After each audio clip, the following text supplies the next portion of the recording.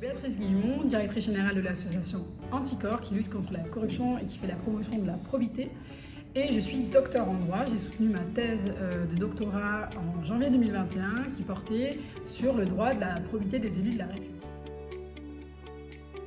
L'objectif de l'association, c'est de lutter contre la corruption par divers moyens, notamment en utilisant notre agrément qui nous a été donné cette fois-ci par le Premier ministre Jean Castex, afin d'enclencher des procédures judiciaires en matière d'atteinte à la probité qui visent, dans ce cas-là, soit des élus, mais plus généralement l'ensemble des personnes chargées d'une mission de service public. La lutte contre la corruption, c'est quelque chose qui est essentiel en démocratie, mais plus largement dans tout système politique, parce qu'on sait que la corruption est consubstantielle à une organisation politique. La difficulté, c'est comment en fait, on lutte contre la corruption et quels sont les moyens qu'on met en œuvre. Plus particulièrement, ça nous paraît important en tant qu'association de pouvoir nous constituer, d'agir en justice pour représenter en fait, les citoyens qui, eux, se trouvent lésés. Anticorps a 20 ans, elle a un certain nombre de procédures, on parle entre 150 et 200 procédures. Toutes les procédures ne se valent pas, il y a certaines procédures qui sont finalement assez faciles d'accès, qui sont des petites infractions, et puis il y a des infractions qui sont parfois plus difficiles. Généralement, on éprouve moins de difficultés quand ce sont des infractions qui sont en tout cas des modes opératoires qui sont finalement, la corruption se déplace et à de nouveaux moyens. Il y a quelques années, on découvrait le recours à des sociétés écrans, des prête-noms qui étaient placés dans des paradis fiscaux ou en tout cas dans des pays dits à fiscalité avantageuse.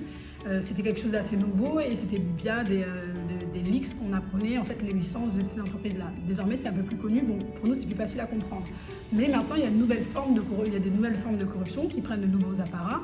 Et par exemple, le sujet des cabinets de conseil, leur place au sein de la République française, interroge d'un point de vue pénal, sous l'angle pénal, et on peut éprouver des difficultés à comprendre les schémas en fait, qui fonctionnent.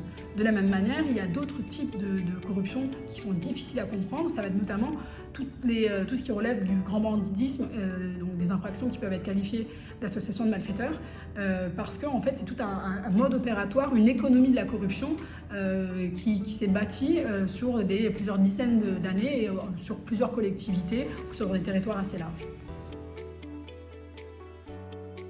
Première mesure qui peut paraître symbolique mais qui ne l'est pas, ça serait d'abord de constitutionnaliser l'exigence de probité, tout simplement parce que si on la constitutionnalise, elle viendra irriguer, elle viendra ruisseler littéralement sur les autres dispositions législatives et réglementaires. Ça peut être un premier pas, ça serait très fort en sens. Ça serait aussi de constitutionnaliser la Haute Autorité pour la transparence de la vie publique, de la doter de davantage de moyens, notamment des moyens humains finalement, c'est financier. Ça serait de venir aussi boucher les trous. On est aussi très favorable à Anticorps à une solution qui peut paraître drastique mais qui ne l'est finalement pas du tout, qui est simplement d'imposer enfin l'obligation d'avoir un casier judiciaire vierge pour se porter candidat à l'élection. Alors pas toutes les infractions, on vise particulièrement Anticorps les crimes et les infractions et les atteintes à la probité. On estime qu'on est frappé par le sceau de l'improbité et que donc on n'a plus la probité suffisante pour assumer des fonctions publiques. De la même manière, il nous paraît désormais essentiel que le législateur mette en place une véritable politique publique de lutte contre la corruption, un plan pluriannuel de lutte contre la corruption.